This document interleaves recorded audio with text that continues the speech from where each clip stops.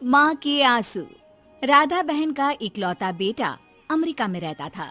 एक दिन राधा बहन का किराएदार कहता है, अरे माँ जी अकेली बैठी रहती हैं, बेटे के पास क्यों नहीं चली जाती? अरे कैसे चली जाऊं, नई नई शादी हुई है, अभी तो थोड़ा बहू के साथ समय बिताएगा, तभी तो दोनों के बीच समझ बढ़ेगी ना। अरे कैसी बात कर रही हैं माँ जी, समझ बढ़ाने के लिए 5 साल काफी होते हैं। 5 साल की शादी को कोई नई शादी नहीं कहता। हाँ वो तो है, आया था पिछले साल उसका फोन, पूछ रहा था कैसी हो, पर अब तो काफी साल हो गए, कोई फोन भी नहीं आता। तभी फोन की बेल बजती है। लो 100 साल की उम्र है, आ गया मेरे मयंक का फोन। अच्छा कैसे पता कि ये फोन उसी का है? अरे कैसे पता नहीं चलेगा, माँ हूँ मैं। अरे रहने दो माँ जी, 1 साल से जिसका फोन नहीं आएगा वो अब क्या करेगा?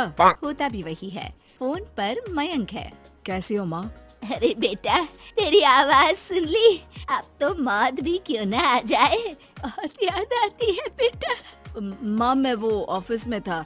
अच्छा माँ, वो रीना बोल रही थी कि तुम अकेली रहती हो इंडिया में, वो ठीक नहीं है। अब बुजुर्ग भी तो हो रही हो, अकेले पकाना खिलाना, वो चाह रही है कि अब तुम यहीं आ जाओ, हम लोग साथ रहते हैं ना। राधा बहन की आंख से पानी गिरने लगता है, वो कुछ नहीं बोल पाती। माँ हेलो, सुन रही हो ना माँ? हाँ बेटा तेरे साथ रहूंगी, सुबह शाम तुझे देखूंगी, और क्या जीवन में है तेरे पापा के जाने के बाद। तभी बीच में बेटा माँ को रोक देता है। हाँ हाँ ठीक है माँ, तो मैं आता हूँ अगले हफ्ते तुम्हें लेने के लिए।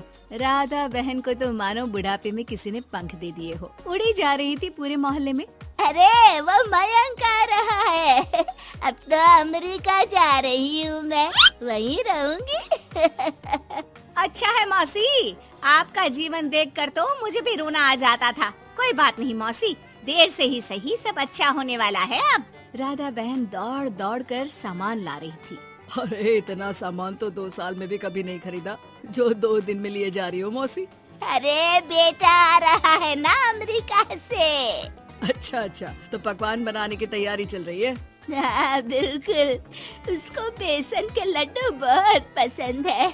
रात भर भूनना तलना ये सब प्रोग्राम चलता रहता है राधा बहन के घर में। और फिर वो दिन भी आ जाता है जब बेटा घर आता है।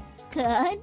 माँ मैं मयंक, ये घर का क्या हाल बना रखा है, न सफाई न धुलाई, कैसा लग रहा है ये घर? घर तो ऐसा ही था बेटा, हमेशा से, बस तू थोड़ा कमजोर लग रहा है। क्या हुआ बेटा? ये कमजोर नहीं फिट होता है माँ। वैसे और बता क्या हाल है तेरे? बेटे के मुंह से हाल पूछने का अंदाज भले ही फॉर्मेलिटी वाला हो, लेकिन राधा बहन की आंख फिर भर आती है। अरे यार, ये तुम्हारी हर बात पर रोने की आदत न जाने कब जाकर खत्म होगी। सही कहती है रीना तुम्हारे लिए। रीना बहू क्या कहती है मेरे लिए? यही के बस यही एक आदत है तुम्हारी माँ की, इमोशनल ब्लैकमेल। अरे यार अब इसमें रोने की क्या बात है? ना ना कुछ नहीं, बहुत दिन बाद तो घर आया ना तो क्या रोएगी? हाँ क्यों? अच्छा ये ले, तेरे लिए रात भर बैठकर ये बेसन के लड्डू बनाए हैं, और ये अचार तुझे बहुत पसंद है ना? पसंद है नहीं माँ, पसंद थे। अब तो फिटनेस के लिए ये सारी फालतू चीजें मैं खाता भी नहीं हूँ। ये फालतू चीजें खाकर ही तो तू बड़ा हुआ है बेटा।